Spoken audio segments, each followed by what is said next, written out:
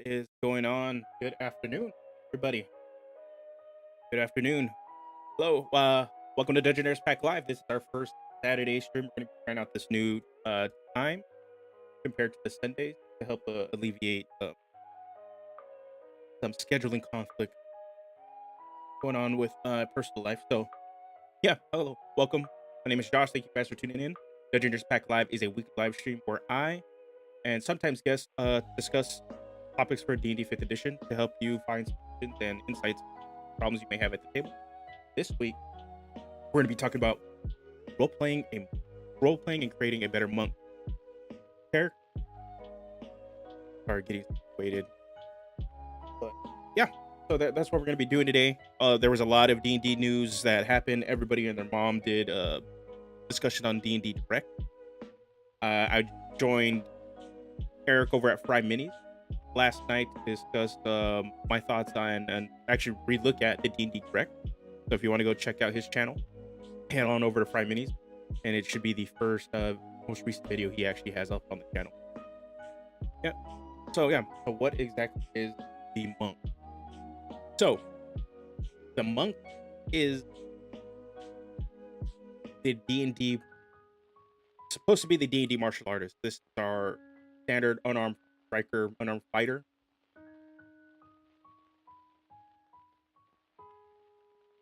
Hey, what's going on, Luke? Thank you for joining in. Doing all right today. Just getting started. Yeah, the monk is your standard martial artist, or supposed to be your martial artist in at least 5th edition. But it is a very fantastical take on a martial art.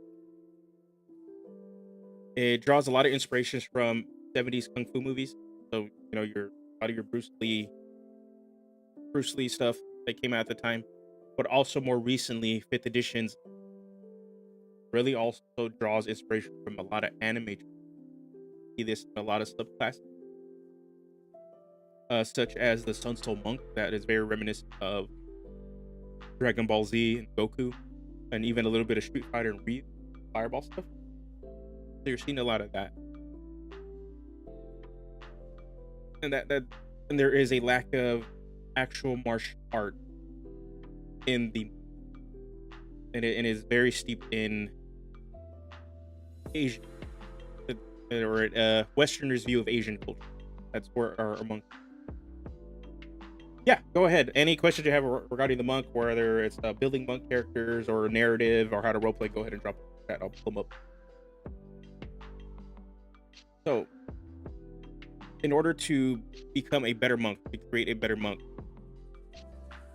one of the big narrative strings I think a lot of people have a misconception on is what exactly it is to be a martial artist and what it means in the context of D&D and what it means outside of my little bit of my background. I practiced martial arts from the age of 4 all the way till I was 16. So it's just one of those things that always stuck with me. I obviously don't practice it now, but one of those things that from a very, very young age, pretty much my whole adolescent age, I karate. So for me, it was just martial arts, and the philosophy behind it was really entwined. It was in media, it isn't necessarily depicted in the way it actually is in real life. There's a lot of problematic things of Asian mysticism. So when looking and creating your monk, obviously with all the let me pull up the monk stuff, guys.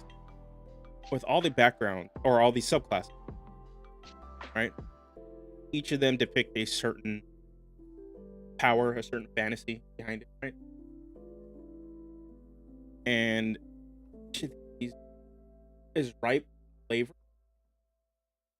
to create some sort of philosophy or sort of practice behind it. The big issue I think you'll run into when you're also kind of doing this is the Asian mysticism, where it's all magical and fantastical, and there's some sort of magical element in it.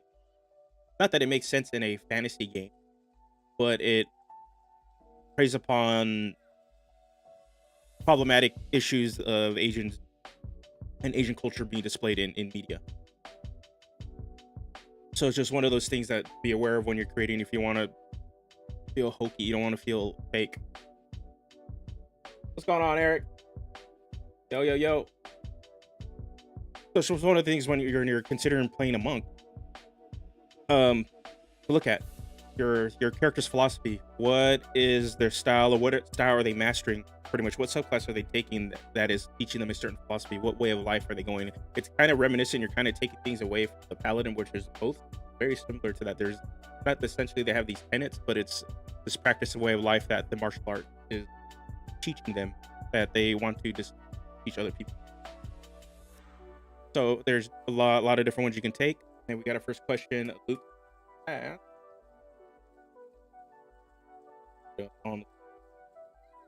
Luke saying, why do you think people don't multi-class as a monk or into a monk too often? Monk has a big stink around them for a lot of some of it. Some people just don't like the narrative of the Asian culture inspired class in their Western fantasy, which I find is the weirdest thing. Monks have been in D&D for a very, very long time. I don't get that, and even then, if they're trying to hold that idea now of why monk shouldn't be in 5th edition, well, newsflash, monk and other cultures and other cultural fantasies are being brought into 5th edition heavily now. You're gonna see it in Journey Through the Radiant Citadel. The monk and hopefully like other classes are inspired by other cultures, and subclasses are brought into. That'd be really, really awesome. The other reason, a mechanical reason, it's a very mad class. So obviously, we're gonna pull up, go back up, and we're gonna see for the monk. So the monk really wants you to benefit from using wisdom and dex, and then you also need con. So we need three really, really good scores. Dex is our super stat, which is going to govern pretty much everything. Wisdom's going to govern some of our other fantastical elements, and then con just so you don't die with one hit. I have some level of hit, but it doesn't leave room for any other kind of character development for your monk, right? So you can't do a strength. There's some monks that are or martial artists that are based around strength. You can't be an analytical monk, like a really highly intelligent monk, because you can't go into intelligence. I might not be talking loud enough. That might just be it. No, my noise gate hasn't changed. It might just be I'm not close enough to them.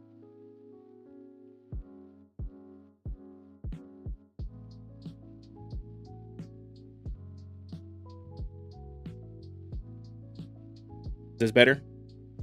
Is better? Maybe just raising up my audio just a little bit.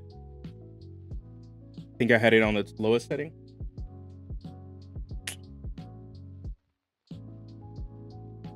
Yeah, here we go. Test. Technical difficulty. But yeah, Luke, it's just the fact that you do need 3 solid scores really prevents people from doing it. And then it is also the narrative stuff that I said not too long ago. Is it a bad choice? No. Monk has some really solid options that you should consider for multi-classing. Like unarmored defense. Especially if you're already in a class that wants you to use wisdom, right? So people sleep on this, but a 1 level dip for monk, if you're a druid that wants to be in melee, like your sports druid, isn't a bad thing.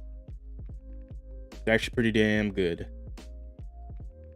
And actually have a build for that for Strixhaven, for Witherbloom, to be like some sort of tree folk like spore druid monk you can check out, and that one was actually pretty fun. I wish I did that for my Ravnica game when I was playing a Golgari, so that instead I went through a cleric druid multi-class. Yeah, cleric's another good one. When I played my Ravnica game, my second character was a spore druid that I dipped into cleric, arcane cleric, so I can do like a cheesy booming blade sort of thing. But I found that it wasn't worth it. I should have just went one level dip into monk. It would have fit what I wanted to do a little bit more. So I wanted to be more of a gish and hit stuff, but I think monk would have been that. The dip into monk would have been better. So yeah, it's just those two things. Especially when other classes offer also a lot more at your level 1, like a cleric. If you're gonna go like wisdom base, and normally if you're gonna take a dip, cleric kind of gives you all your armor proficiencies and a bunch of spells. And if you dip into cleric, you get double monk. True. Yeah, exactly. The Christian monk and a Buddhist monk. But yeah, that's why there's some classes just give you a lot more at the beginning. Fighter is another perfect example of this. The fighter gives you a lot up front, and then 2-level dip into fighter is ridiculous. And that's what the monk is kind of competing with. Conceptually, it needed a lot at the beginning, and not many concepts that you want to play really need or want martial arts either.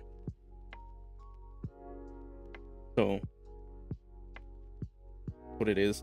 In the game I DM, my main party healer is a monk, Way of Mercy, and Circle of Dreams Druid multi-class. Ooh, that is neat. Yeah, that's actually a nice little combo right there.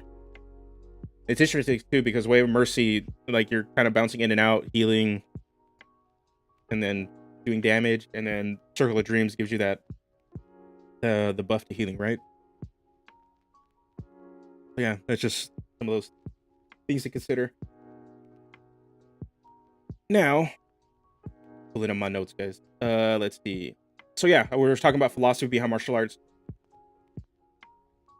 Each martial arts in real life has a different philosophy behind why they're teaching it, and it really stems from the history of where that martial arts was developed. I think, and honestly, I'm probably gonna be misspeaking, but the Karate Kid is probably a really good example of how martial arts and the philosophy are kind of intertwined and where it's being taught. Obviously, you see with like the character in the first Karate Kid, Cobra Kai is very American, and then it's all win at all costs, very competitive, right? But then you have Mr. Miyagi and his, and unfortunately, it is kind of steeped in a little Asian mysticism a bit, not like in the fantastical setting, but it kind of is. But it's more about discipline and self improvement, and the style of martial arts I practice was Okinawan, Shorin-Ryu-Shorinkan, and it is very much about discipline and preventing yourself from getting in a fight. And that's some things you can kind of draw upon from real world martial arts. Is kind of finding the philosophy behind it. Another, I think, one of the better examples in more modern times that kind of mix the fantastical element of and the martial arts element is Avatar: The Last Airbender, as they incorporated all the bending styles into actual Chinese kung fu. You've never seen the Karate Kid movie? It is a classic. That is the first one is a really, really good movie. Not the Jackie Chan, Jaden Smith one, where it was actually the Kung Fu Kid. They should have just called it that. But yeah, with Pat Morita and Ralph Macchio, original Karate, really good. I actually haven't seen the Cobra Kai show at all, and I've heard nothing but good things. Maybe after I get done watching Atlanta, maybe I'll binge that. I just wish the monk had some on-demand key generation options. Yeah, the thing is, the monk needs something like that. I know Tasha's. I don't think Tasha's had a variant ability, but I think it was more for healing and not for key generation. Wow. Yeah. See, Luke was asking.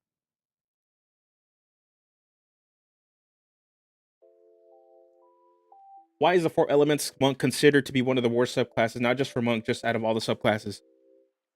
Cairo put it in there. It's because you're wanting to use your key points as a spells, and it doesn't play into the playstyle of what the monk wants you to do. So the monk, unfortunately, and if you guys want to look at the design discussion I did a while back with Indestructible Boy and then Ross Leiser, shout out to both of them, we discussed the monk. And the big thing we're pointing out is in your early game, the monk rewards you for going into the fight, right? You get unarmored defense, you get martial art. And then you get a key. And then you get started doing flurry of blows and you just want to get in the fight and punch the crap out of stuff. And then somewhere along the way, you get this little thing called Stunning Strike. Right here. And then the fact that monk doesn't necessarily have a lot of hit points, it forces you to really start being a hit and run kind of character. So with that, it's that in mind, when you're looking at Way of the Four Elements, we'll even pull it up. None of the features play into that playstyle. It wants you to do cool elemental bender stuff, which are pretty much spells. That's really what they are. But doesn't necessarily reward you for doing that in and out sort of the striker, skirmisher sort of playstyle they want you to do. On top of that, the points themselves for this spell, these spells cost too much, and they tax on that playstyle of flurry of blows, stunning strike, back away. So not being able to kind of intertwine these is really frustrating. On top of like the high key cost. So and that's why it's considered one of the worst subclasses, just because it doesn't play into the playstyle of your core class. And then in order to do the thing the subclass wants you to do, it costs too much. And it's frustrating and it's sad because the Way of the Four Elements monk plays into obviously the Avatar, the Last Airbender fantasy that players want to play, and it doesn't do it well. So I'm hoping in the update for 2024 that they fix this so that it allows players to play that. My brother played this as his first character when we played D&D, and it was frustrating for him a little bit because he's like, I want to do cool elemental stuff, but I can't. Like, I gotta sit there and punch and then stunning strike people. He found like he really figured out the combat loop really quick, and even with my DM, my buddy giving him some extra cool stuff to spend his key on, like extra like martial arts boost, it's still one of those things. All right, I'm gonna read up in the chat. Let's see.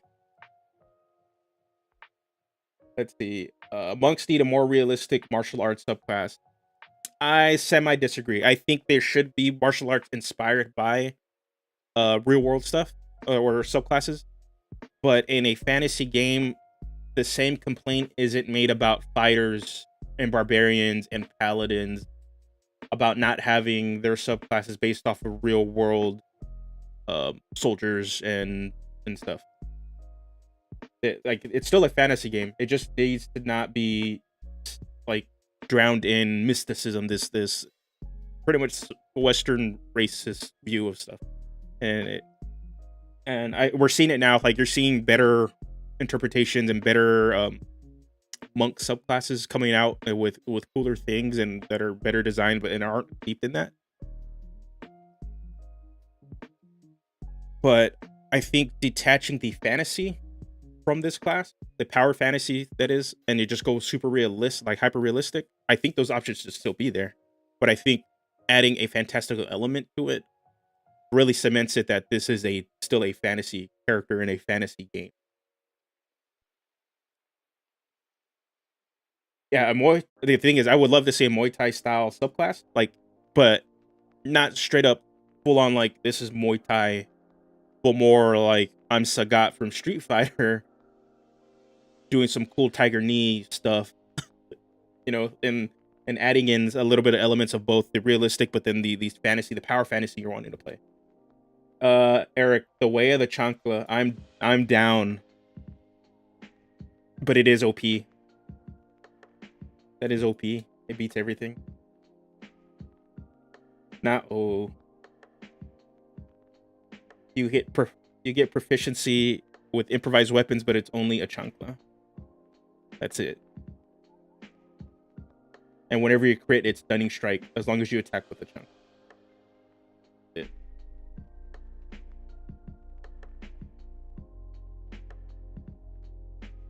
I remember watching a drama that involved Chinese drama that involved a lot of wuxia heroes. After seeing it, I see more of what the monk was trying to do. Yeah, and that's what the Kensai monk was supposed to be. Like that's what they were kind of trying to aim it at, like this very wuxia style, and it doesn't really accomplish that either. Okay, Luke. Well, one of my friends said that he feels like monk. There are only other subclasses of other classes that can do stuff the monk wants to do better, but I kind of agree with him. Yeah, monk's in a weird spot. It competes with the rogue to be the skirmisher, and its only shtick is stunning strike. While the rogue is, I'm a skirmisher, I sneak attack, but then out of combat, I get to do all my skills. And the monk's like, out of combat, I don't do nothing. Like, and that's part of the thing too. That's one of the things we pointed out. The monk doesn't have an identity out of combat. It really doesn't. Its sole thing is being the martial artist. And not all the classes have an identity built for them out of combat, at least mechanically. Fighter doesn't. Fighter really doesn't. Barbarian doesn't either. So, but Fighter's created a way that you can kind of copy paste whatever sort of element you want for your out of combat stuff be on there. And Barbarian is a barbarian. There's sort of an expectation of what kind of mannerisms and the character you're going to be outside of combat when it comes to the barbarian. Monk doesn't. And it does need a mechanical support a little bit out of combat. You kind of get it in later levels, which is again unfortunate because I think where it is, I think it's in the mid levels. Tongue of Sun and Moon right here. Yeah. You learn to touch the key of others' minds so that you understand all spoken languages. Moreover, any creature that you can understand language can understand what you say. Something like this, being like a master of languages and a keeper of knowledge, while it would compete with a little bit of the narrative behind and the fantasy behind the wizard, it wouldn't be a bad thing for the monk to also be the other knowledge kind of base character. See, like Step of the Wind was a weird thing at first, but now I wonder if it was trying to mimic a specific maneuver. A lot of the Warwork heroes do. Yeah, Step of the Wind is pretty much their disengage tool, but it's one of those things that they have to spend a resource to do this on top of spending it an action, a bonus action. So they're pretty much spending 2 resources for this, while your rogue gets to do this for a bonus action, no points. It's frustrating. Like this, just let them do it for free. Fine. Okay.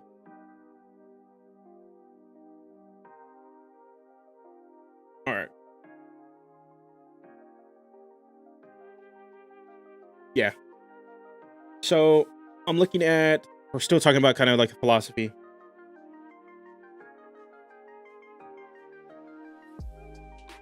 This, when you're looking at building your character and you want to play monk, looking at what the kind of philosophy the subclass wants to portray for you, I think that's going to be your biggest point in really developing your character and really getting into the mindset of them, and also helping you really figure out the trajectory and their morals and their ideals will sit and will kind of inform you how you're going to really want to role play your character. So when you make a character and you decide what subclass you want to do, really, I think that's the one thing you really should look at. What philosophy, what thing is this trying to teach my character, or are they learning? Right. So way the open hand is pretty much your kind of vanilla monk, but it is your beat 'em up, I punch you monk. It's also was considered for a very long time the best monk subclass. So, but it's very, very open. The way of the open hand is one of these subclasses that's you can kind of fit into everything, but open hand implies a path of non-violence. You don't really want to fight. That's what it's not a close fist, open hand, but you will fight if you have to. This kind of lines up with the style of martial arts I did. I'll pull it off to the side, which was Shorin-ryu, again Okinawan style. But karate actually has a specific meaning that refers to a way that it's similar to the way the open hand. Let me see what it is. Okay, so karate do, or karate as we know, or karate, most people in the West will say it. It means empty hand. So open hand is that, and it's pretty much is your standard like Okinawan Japanese martial arts, what we know about it today. Okinawan potatoes. That not I might be getting confused with because in the Philippines, and a lot of Asian cultures, potato. We're gonna look this up really quick. I want to see. I might Okinawan potato, if it's different from. Okay, it is different. It's not related to the potato, but is it? I want to know if it's taro. Over there are two different. Taro, sweet potato. Sorry, we're going on a tangent. Okay, it is a different. Okay, ube, taro, and then Okinawan sweet potato. Interesting. The more you know. No, it's just funny because don't worry, don't feel targeted. But it's just a lot of people say karate, and even then, when I growing up, I said karate. But you get older and you figure out how they say it, and it's like karate. Interesting how the Western world, us Americans, kind of take something and then make it sound silly. Taro and ube, and then now Okinawan potatoes. They're all kind of sweet potatoes. So yeah, way the open hand, again, it is actually pretty much a fantasy version of karate, and it's just empty hand. The philosophy you can find behind this is really just about the path of discipline, a path of not non-violence, but not itching to have a fight. You're going for a path of peace, but if something evil disrupts your peace, well, you're down to handle it. What is the best monk subclass? I have favorites, but I'm just gonna say the monks haven't had a good run of really good subclasses. So what is the best? Let me put thing up here, and I'm just gonna give you my opinion on my favorites, because it's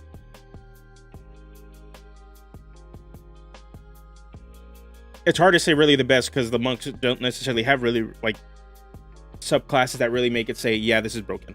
This you got to play this. I could say this about mostly all the other classes, but monk is one of those ones. It's can't. Open hand, I think playstyle wise fits what you want to do with a monk, which is get in, get out. It piggybacks off of your stunning strikes and your flurry of blows. So you just want to play a really solid monk way the open hand. And I'm seeing in the chat, Drunken Master is another one that does very, very similar. It plays with flurry of blows and it kind of piggybacks off it. So your kit is playing well with your core class, and you're kind of doing what you want to do with the monk is get in, get out. and you get to be Jackie Chan and be drunk. Like, it's fun. Yeah, Tipsy Sway right here. Boom. Just a lot of cool stuff. Like, it's a fun subclass to play with. Can't say I personally have played this. This is if your only option if you want to play a weapon-based monk. And it's a little frustrating, but also it's still fun. The only issue I have with this is agile parry. Like, you get your defensive buff, but you can't attack. Like, and it's just kind of lame. But you want to play any sort of weapon monk, whether you want to do some wuxia or you want to do Kubudo, like pretty much Okinawan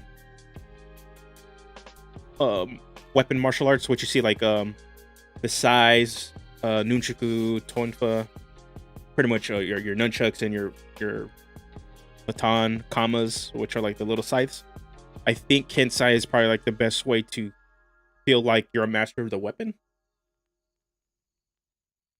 but it doesn't necessarily play with your monk kit. It just lets you do weapon stuff better. Let's see. Sun Soul's cool. I think thematically is cool. But it solves the range issue monks have. I think you'll have fine with it. I don't think it's overly busted or broken. I think Long Death had issues with the never dying stuff. Okay, I don't have sword coast. Way of Mercy. This one I think is the contender for like, yeah, this is quote unquote best monk. Right. And a lot of it has to do because it lets the monk kind of feel some roles. It can be a healer, and then it can be still a damage dealer. You're doing both at the same time. It lets you do a lot. And I think that's why people consider it like OP, because it just lets you do a lot of things. It doesn't necessarily do anything broken though. It spot heals. It's not doing an incredible amount of healing. It's not doing an incredible amount of damage. It's a monk. That's part of the thing. It just, people feel like it's OP because it lets you do a lot of stuff, but in comparison to, and mind you, you're doing all this kind of starting at level 3, in comparison to a Twilight Cleric or Peace Domain Cleric at level 1, you're doing a hell of a lot more. And by the time you get to level 3, you know, in comparison, they're not really doing the same thing. Right, I gotta pay for the Silken Chain Monk subclass plug. Definitely go check out Eric. He does a lot of stuff on his channel regarding minis, and then getting you like all the leaks and all the updates for all the books. He gets the books ahead of time for all the new D&D product. So definitely go check him out, and then also go support him on his Patreon. He has a lot of really, really awesome subclasses. I've got to see some stuff behind the scenes that look really, really fun and play into some other fantasies that aren't necessarily represented in the game. Like he has a really, really awesome Ranger subclass that he's personally playing, that he showed me, that it's awesome, that it's worth picking up.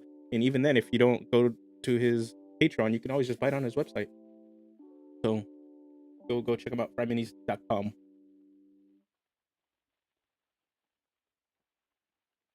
Let's see. I think, yeah, Way of the Astral Self is another like super fun one, but I wouldn't consider it like super OP or busted. It just has a cool fantasy behind it. You're summoning a bunch of like astral parts, sonic parts, and it's cool, but it doesn't play into your kit, and it costs a lot to do a lot of this stuff, which is unfortunate. Way of the Ascended Dragon is the new one. Again, really, really cool. It kind of feels like a better 4 elements monk, and you're doing cool dragon stuff. Like, you can't really complain, and it plays with your kit a little bit better. Way of the Mercy is probably the new number 1 because it does expand your role, and you get to play more of a team player, and you can do more stuff beyond Stunning Strike. So that's why I think people are saying it's OP, but it's not really. I don't see it as OP. You just do a lot more than what people are used to monks doing. But it does fit in a weird narrative, as it's the first monk purposely not trying to be an Asian-inspired or Eastern world thought-inspired monk. It is very much a Western plague doctor sort of monk, which is cool. It expands the identity of the monk a bit more, of being just strictly like this is the Asian class, which is cool, but it's the only one. Most Western world monks are being seen as a cleric. So, yeah. We're gonna go back down the subclasses on kind of like philosophies you can kind of take for them. Way of the Shadow. Obviously, this is your quote unquote ninja. So it's about the way philosophies you could probably think. Here's an idea: is just it's not about nonviolence. It's just about not making your presence known. It's about mainly keeping to yourself, kind of being at peace with being in the quote unquote the shadow, being in the back. You never want to be the star of the show. It is more so about maybe you can take a sense of humility from that for your character too. Way the Four Elements. This one's probably like the most wide open one. You can rip this all from Avatar: The Last Airbender and just focus on a single element, and then and take on the properties and the philosophies behind that, and just be inspired by the element itself. So I think that's like the perfect way to go with four elements, and it's just really, really easy. Water, you can like take the philosophy, and then the famous quote by Bruce Lee, be like water. Like you just go with the flow. You're not necessarily trying to force yourself upon it, but also just like water, you can be a raging tidal wave. You can be a storm. Like a lot of different things you can take with the philosophy of each element. Then obviously Drunken Master. You could just, the philosophy is just like I want to party and get drunk. No, the philosophy behind this is probably going to be polar opposite of what most Asian cultures, a lot of Buddhists thought of, like of kind of giving up your worldly possessions and not being attached. This could be Drunken Master, and the way they can say this is like about enjoying life and enjoying the times and the people that you're around and building those connections. That can be what that philosophy brings to it, and that's why the drink, your whatever beverage you're getting drunk off of could be like that's the thing that connects you to everybody else. It is like the imagery of like, or the symbol of happiness.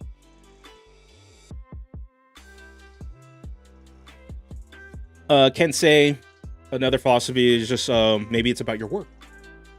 The weapon that you're building and you're attaching yourself into is not just and maybe it's an extension of yourself, or it's a representation of like your ability to be productive in the world, and then to take pride in that, but also to try to master it and be and influence others, be an example. Sun Soul could be something kind of similar. It's about ascending into a higher way of thought, a higher way of being, and be a little bit more spiritual and trying to connect with the god or some sense. Long Death, it's about respecting the past, respecting the dead. You can play into the philosophies behind surrounding that. Again, Way Mercy is probably a combination of Sun Soul and Long Death. It's disrespect of the living and the dead. And Way of the Astral Stuff, again, ascending into a higher plane. There's trying to achieve enlightenment is a way to go about it. And then dragons is dragons. Like dragon, the way the ascended dragon, you can take on any aspect of the dragon. I think a great example, if you want to take a fantasy take, you could go from Magic the Gathering's Khans of Tarkir. Each of the clans in there were based off an aspect of the dragon. And then you can kind of turn that into philosophies and maybe put certain elements and certain qualities of a dragon based off a certain element, and then that's the character's philosophy they follow behind it. So let me pull it off. Let me see if I can find it right here on the side. On here, plans. So we can kind of, okay, cool. Google had it right here on the top. You guys can see it in the chat. Oh no, you guys aren't gonna be able to see it. Let's see. Here. Go to their wiki. Okay, here we go. Hold on. Okay, they don't have it on here. Why not? Okay. Try to see. Oh, here it is. So the if you're playing aspect of the Ascendant Dragon, or Way of the Ascendant Dragon, excuse me, you could take ideas, like you can take it from a Magic the Gathering, and each dragon or each color of dragon has a different aspect associated with it. So in all the clans in Tarkir were based off of one. So Abzan were based off the scale of the dragon, and then they were about endurance, so about survival and withstanding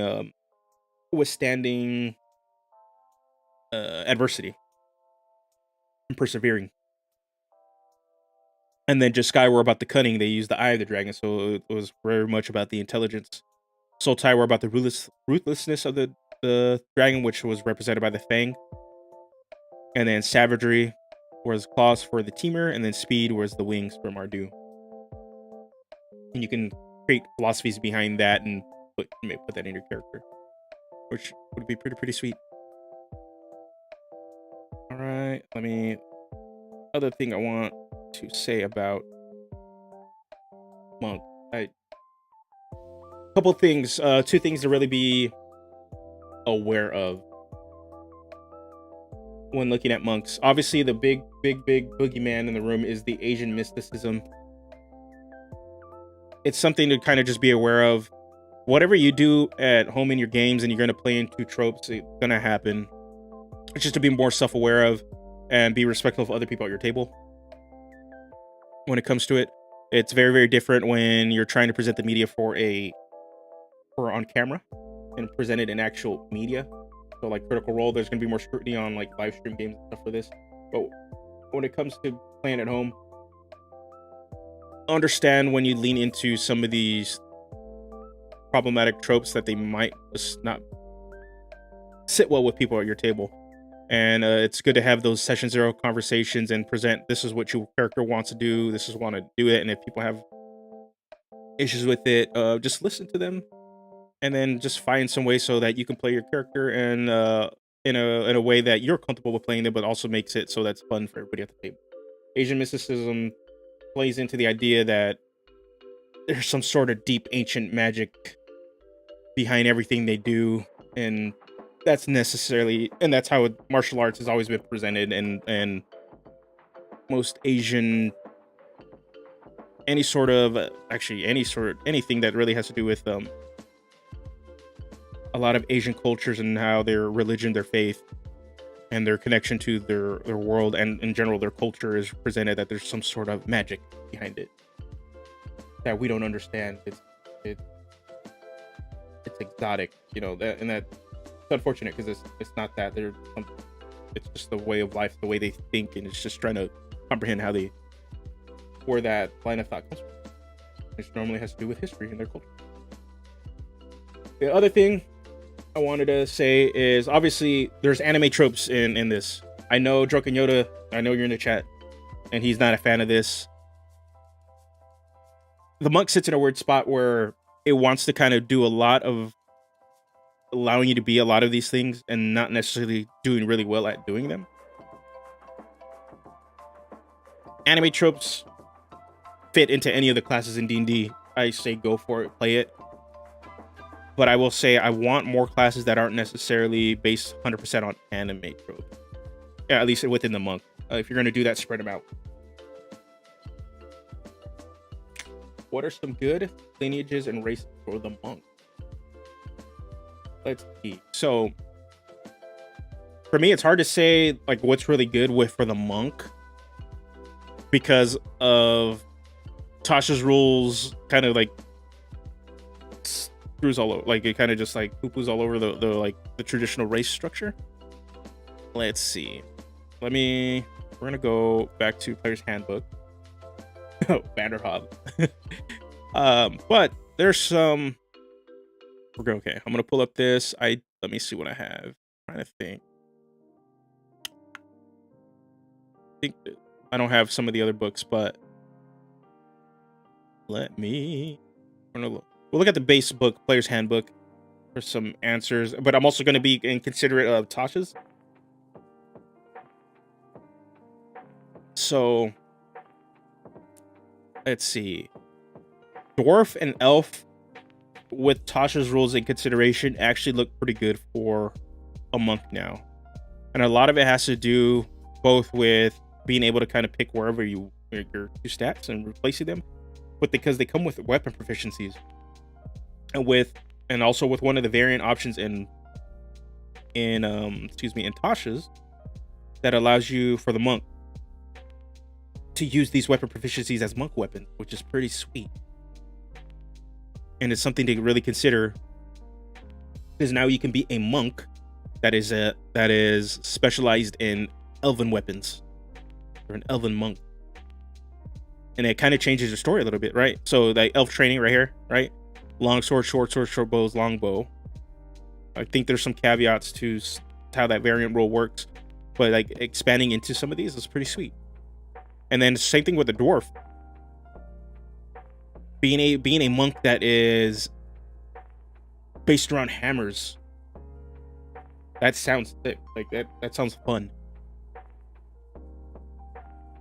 So that's like some things to consider. Like it's not that they're the best. It's just it changes the idea of what you can be and the type of character you're going to present yourself for the game, and it kind of creates some cool things. Says you're a monk of Morden, and it sounds really weird, right? But you're a monk of Morden and you're hammers. Like you're trained in your martial art is based around hammers. Is that in Mount Dwarf? Yeah, cool. And axes, yeah, like that sounds like a sick monk. And especially you play not only into like the idea of the philosophies of being a monk and training and specializing in this weapon, but also you're going to lean into that dwarven culture, and then lean into the idea of what and the philosophy behind Morden. So you kind of get to play with a lot of different things, while also putting weapons that aren't normally in that chassis in it. So yeah, and also other ones to consider. Humans are always going to be generally good, especially variant, just because it's variant human. Get your polearm master if you want to be a bow staff monk, sentinel if you want for a bow staff monk. There's nothing wrong, or mobile. Let's see, trying to think. Half orc looks pretty sweet now too. Ooh, yeah, Monk of Gone, Kensai Gun, no monk. Ooh, yep. It's stuff like that. Like you just do cool characters, and you kind of like expand the monk to do different stuff. Now, Monk of Gone, Kensai Gun, no monk. You can even like, if you want to be completely gun without giving yourself a gun, Monk of Gone, Sun Soul, and just reflavor your Hadouken Kamehameha blast is like you shooting for a gun. Let's see. Okay, half orc. The reason I'm saying half orc actually looks pretty good is relentless endurance. So dropping down to 1 looks pretty sweet. And then also savage attacks. Like just getting extra damage when you crit on top of that. Monk wave the gun. Gun kata. Yeah, and that's why I think monk and the half orc kind of brings a little bit more survivability, especially with that skirmisher playstyle. Dropping to 0, like getting dropped to 0, and then you just come back as a 1, let you survive, and then you can like book it. And then savage attacks, you're going to be doing more attacks than most people, so there's a good chance that you may be able to crit a little bit more, and being able to add extra weapon, melee weapon attack damage on top of that is not too bad. Let's see other ones that are not in this book. I want to say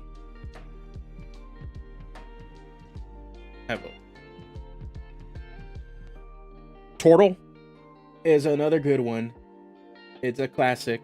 You're a Ninja Turtle, but the reason Turtle is actually really solid, and it actually opens up how you want to build your monk in a very different way, is because of their shell.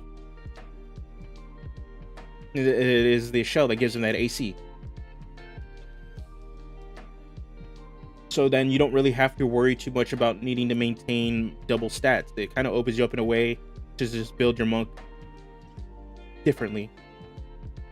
You can kind of drop wisdom if you don't want it and you don't need it, but you're gonna need it for stunning strike. But then it'll just let you not have to focus on a lot of stuff. Just having that natural 17 AC sometimes is a lot better than just having your unarmored defense from monk. You might have a higher AC with the natural armor. And then let me see the other ones that are really good for monk. Tabaxi is the quintessential considered best dumb race for monk because of its speed. Monk's already considered a fast class. And then feline agility lets you do more zoomies. You're pretty much cat Sonic. Yeah, feline agility, your reflexes and agility allows you to move with a burst of speed. When you move on your turn in combat, you can double your speed until the end of turn. Once you use this trait, you can't use it again until you move 0 feet on one of your turns. Pretty dumb. Because I double move and then I bonus action dash and just get wherever I want to be. That's dumb. Dumb. Trying to see other one that I would consider. Furbog is an interesting option because you get that 5, that bit of reach. And thanks for stopping by, Eric. As always a pleasure, brother. Furbog is interesting and an option you should consider because Monsters of the Multiverse has a new version of it, but I'm looking at the Volos one. You get let's see, you get the additional 5-foot reach when you make attacks, right? No, not Furbog, excuse me, I'm thinking Bugbear. Oops. Bug-a-bear. Thinking Bugbear. Let me pull up Bugbear. I don't know why I was looking at Furbog. Get in my giant people. Yeah, here we go. Long-limbed. So when you make a melee attack on your turn, your reach for it is 5 feet greater than normal. This is really dumb with something like the Astral Self monk, where you get already an additional 5-foot range, so that this stacks and now makes a 10-foot.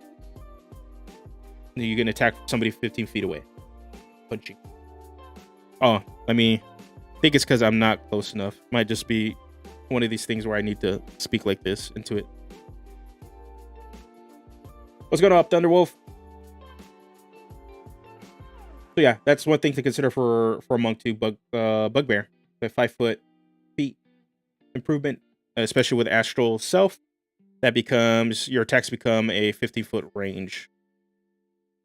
And then also the surprise attack, you get the additional 2d6 when you hit somebody that hasn't taken their first turn in combat.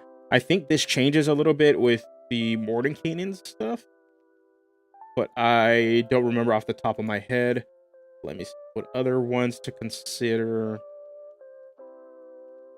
I would also consider Goblin. Goblin's another really solid one, because Fury the Small gives you a little extra bit of damage, but it's Nimble Escape. So what Nimble Escape will do is not allow you to tax your ki for Step of the Wind. So you can instead use this to get away, disengage, which is or hide, but you're really going to need it for disengaging so that you can just kind of play that skirmisher role. So Goblin's another really solid one. Fury the Small, adding extra damage is always just going to be good. So Goblin Monk looks pretty sweet. Kobold would be another really dumb one, but I know this got changed in... This one got changed with Mordenkainen's Monsters of the Multiverse, but at least with the old Volos Kobold, you have pack tactics, and it's dumb. This is just really good for everybody that's a martial. That's a martial. Advantage on attack rolls against a creature if you at least one of your allies within 5 feet of it. This is dumb for rogues, but this is really dumb for a monk, because obviously you get your attacks, you get your flurry of blows, and you can get them all with advantage. and then think about that. Okay, advantage on all those attacks, and then stunning strike because you hit.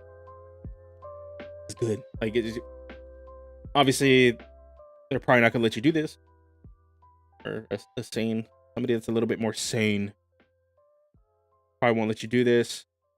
Let's see. Looking at a couple monstrous races.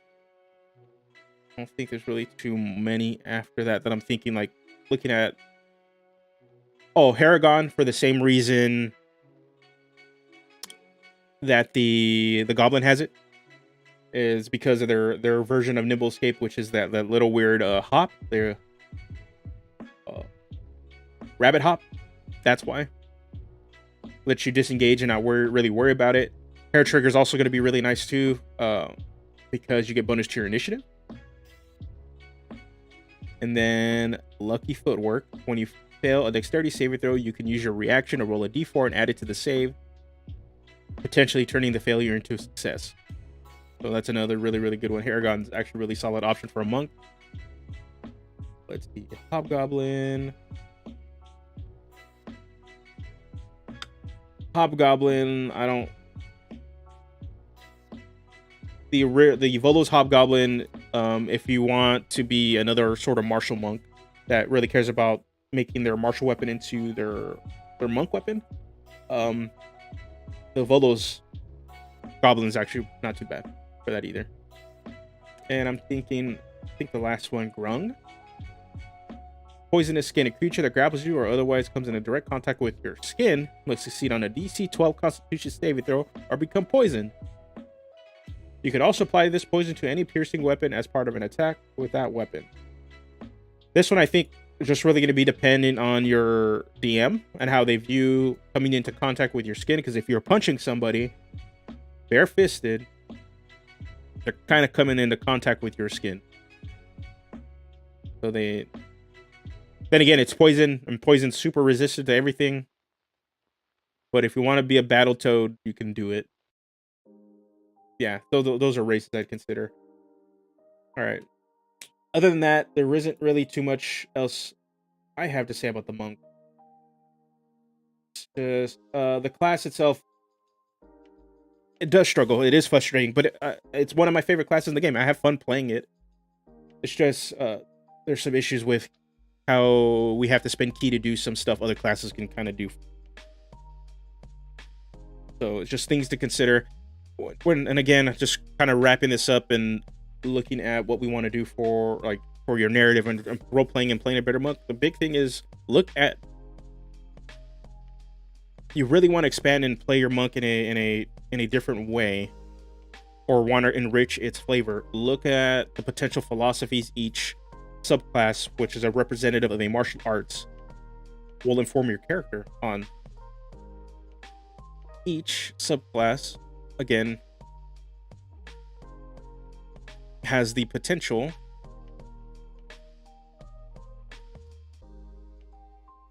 to be a way for your monk to be taught a certain ideal, a certain lesson, a certain or a certain view on life that I think can really, really shape the way you're going to want to roleplay your character, or even showcase the struggle your character is going to have. Because what if your character is joining a party that he's learned a certain philosophy, and the way the party acts and does directly contradicts that philosophy, contradicts that way of life? So where's this balance that this character needs to find to be at peace and still connect with his way of thought? Because it is not necessarily it's not like, it's similar to a cleric and a paladin, but in a way that it's not tied to a god, right? It is tied to this inner self, this inner training. It's tied to pretty much you could tie it to your key. And it's not like you stop believing or start going away from that philosophy, all of a sudden your key just stops, right? It is very different. It's more of an internal character conflict that your character can have that isn't going to have any sort of outside things, and it's just more so finding that and that create that little conflict that'll be perfect for character growth for the party and for your character.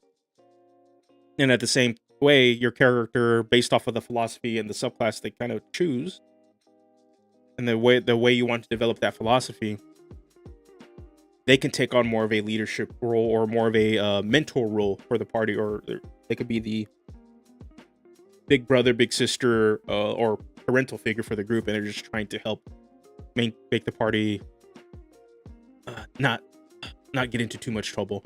It's a nice little flip on the role that normally the paladin plays in most parties. The monk can play that too, depending on the philosophy you take. At the same time, you play something like Drunken Master and you have a more philosophy about enjoying life and enjoying and creating relationships and creating connections with people and preserving those connections, preserving the love and the friendships that you build. Your monk's gonna be very different as compared to Way of the Ascended Dragon. Her character has a philosophy based off an aspect of a dragon. They can be a little bit more ruthless. They're about the strength and the power of the dragon, or maybe they are analytical. They're more logical. They sit in the back and they like to think things out because they value the intelligence, the smarts of the cunning of a dragon. So the different things you can think about with your character. So yeah, that it's a good way to look at it, because monk, unfortunately, is just like, here's my favorite. The way monk is really presented to players in 5th edition, the way I look at it, and the way that I see a lot of other content creators do it, not everybody, but some of them, is like, what's my favorite anime? What's my favorite martial arts movie? And how do I do that in, like, I just want to play that. There's nothing wrong with that, but there's more to it. There's more to martial arts that you can really bring into it.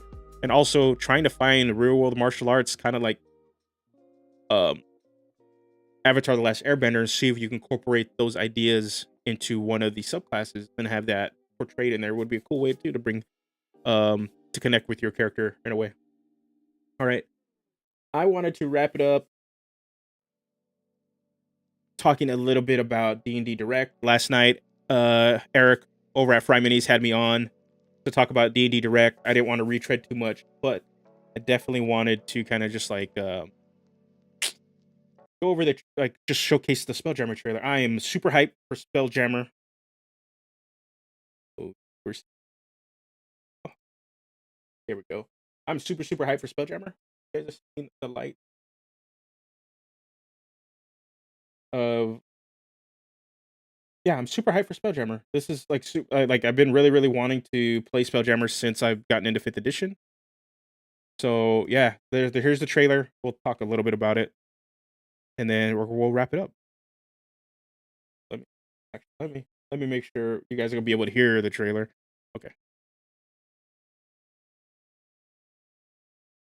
What's going on, Philip D?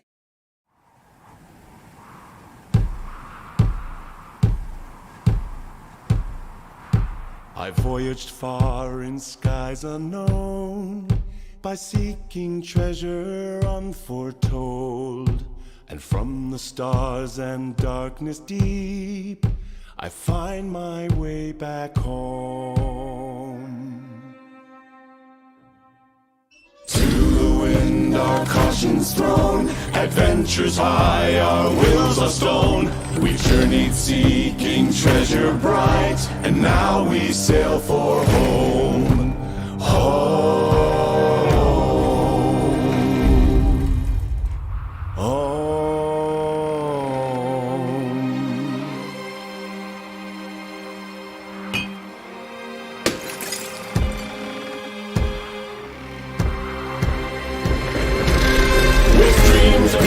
Unforetold, we venture off to shores unknown. We sail our ship across the stars to treasure far from home.